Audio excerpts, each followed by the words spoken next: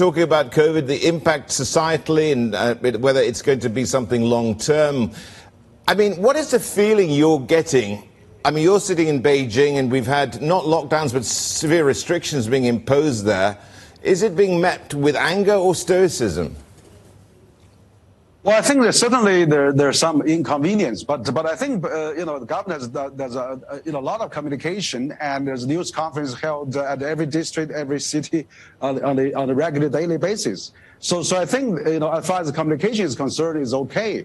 I think China is doing a big experiment. Of course, this is unprecedented challenge to the mankind, and China is actually. That's fine. Shanghai is for the last 8 days has decreasing the COVID curves, and Beijing has been doing a massive testing, which I think the strategy is good. Not to interrupt as much as possible, but also trying to find out the source of where the cases are, and then find a way to really keep them away. So I think this strategy probably works. Beijing still largely you can move around, you can walk. And it's just I think some sectors are being affected. But I think, if you consider if this really spread in a 1.4 billion people country, it's unthinkable. So I think, there's a balance to be played by the government on that.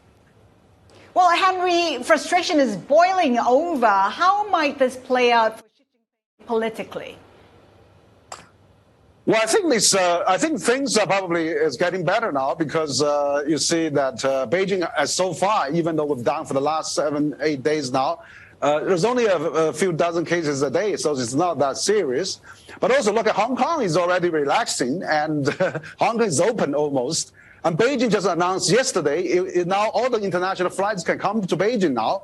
And the quarantine period has cut down from 21 days to 14 days. So it's really, and now you can have a 7 days stay at home. So there's a lot of new improvement, I think. So I think the COVID strategy of China is gradually improving and testing, and I think a new equilibrium, a balancing point will be fine. On the one hand, maintain the control of the COVID, but on the other hand, maximize the economy and all the social activities. So I'm sure the balance will be found very, very soon, and China is in the process of doing that. We're seeing great impact on the economy. Is it worth it in the end, Henry?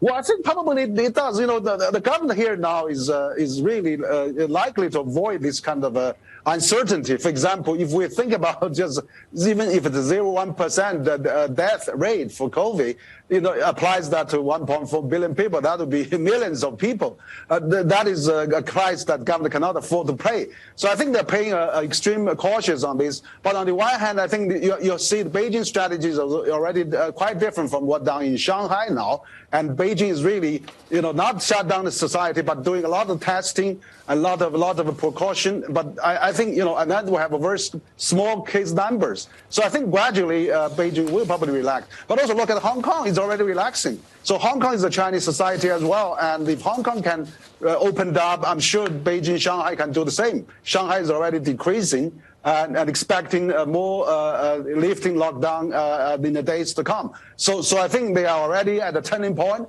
and I think they are already getting this under control if we are not seeing a new variant coming up.